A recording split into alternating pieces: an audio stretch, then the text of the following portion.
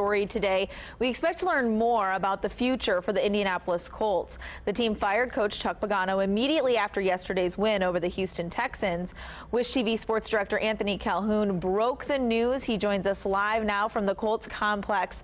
AC, what's it like out there today? Well, hey, Nita, good morning to you. Pretty quiet here. Most of the folks here in this organization not working today due to the holiday, but the players are here today. They're expected to meet with Chris Ballard and Jim Irsay coming up later today around noon, I'm told. They'll spend some time here, and then, of course, they'll clean out their lockers because their season is done.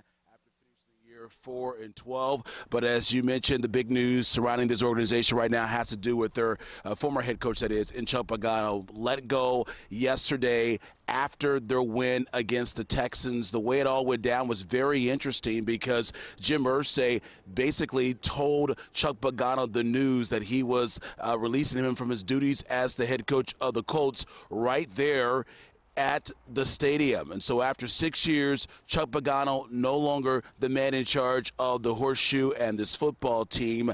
And so now the search begins, trying to find a replacement for Chuck Pagano. You know, in his 6 years with the Colts, he only had one losing season, and that, of course, was this year. And I've been asked this question a lot of times, and really leading up to the game on Sunday, how do you evaluate Chuck Pagano? Well, he's a hard situation because when you look at him, the first 3 years as the Colts head coach, he is pretty successful. I mean, made it to the playoffs every year, was 11-5 in those 3 seasons. The third year went to the AFC Championship game, and then the final 3 years did not make the playoffs. A lot of that had to do with not having his star player and quarterback Andrew Luck. But it seems to me that Jim Irsay felt not making those playoffs the final 3 years was the one that really did him in and not allowing him to stay on here as the coach moving forward. And when you look at the situation, talking to Chuck Pagano, I mean, he made it very clear to the folks in the media that, hey, he understood that this job is not a job you're going to have for a decade.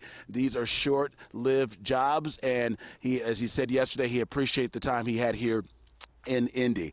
As far as the coaching search, we're expecting to hear from Colts general manager Chris Ballard coming up later today, along with Jim Irsay, and I'm sure they're going to be asked a lot of questions about who are they looking for.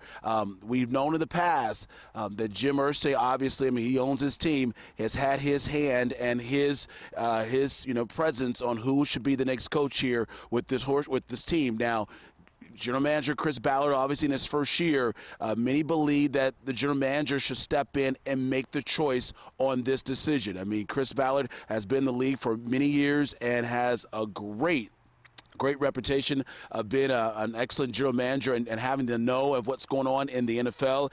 And it wouldn't surprise me that Jim Irsay will let Chris Ballard make the call on the next head coach. Now, you did see that some of the potentials candidates for coming here to replace Chuck Pagano, obviously at the top of the list. I mean, you ask anyone close to Jim Irsay, there is one guy that he would love to have, and that is Jim Harbaugh, his former quarterback here with the Horseshoe. Obviously, he's at Michigan. That seems like that could be tough to pull off, but if you ask anyone close to Jim Irsay, they would tell you Jim Harbaugh would be at the top of his list to possibly come here to be the Colts head coach. There's other candidates that you saw on the list as well that I'm sure that Chris Ballard would keep his eye on. Just keep this in mind.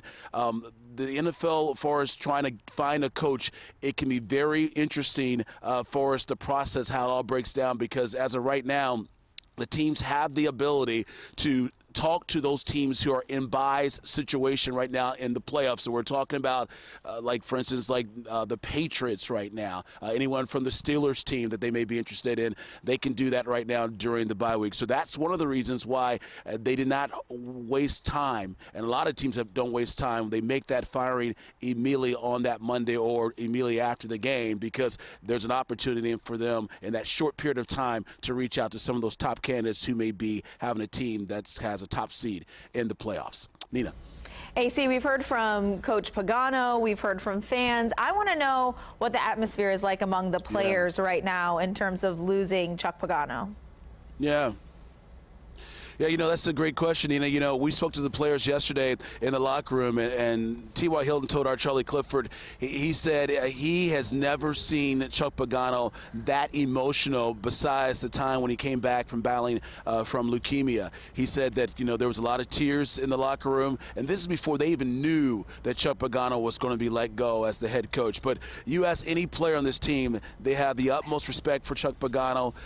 They say he treats him like he's their father for the most part. They have a great bond, and you see that. I think Colts fans see that.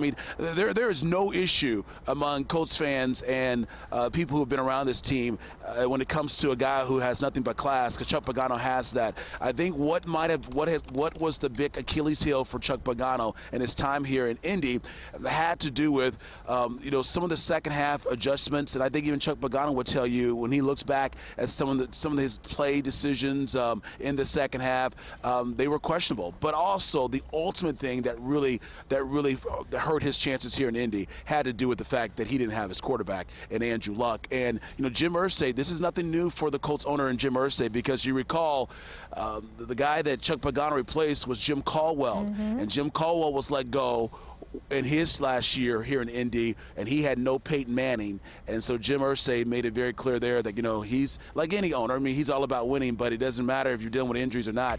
If you cannot get the W's, then you're not going to be here much long. And he made that very clear with Jim Caldwell, and now he's made that clear here with Chuck Pagano, regardless if your top player is not in the game. Okay, AC, should be a very interesting few weeks and months in this offseason, and we know you will keep us on top of all of it. Thank you so much. Yeah. Okay. Yeah. Hey, Nina, I just want to mention real quick, if we can, Jim Irsay, as I mentioned, Chris Ballard, they're expected to meet with the media in a press conference today. I'm hearing between 3 and 4, but we'll see what happens. Obviously, it all dictates on when Mr. Irsay wants to have the press conference. But that being said, we will bring it to you live here on Wish TV. So keep it here to Wish TV throughout the day. We'll have that press conference coming up for you live here on Wish TV. Sounds good. Thank you so much, AC.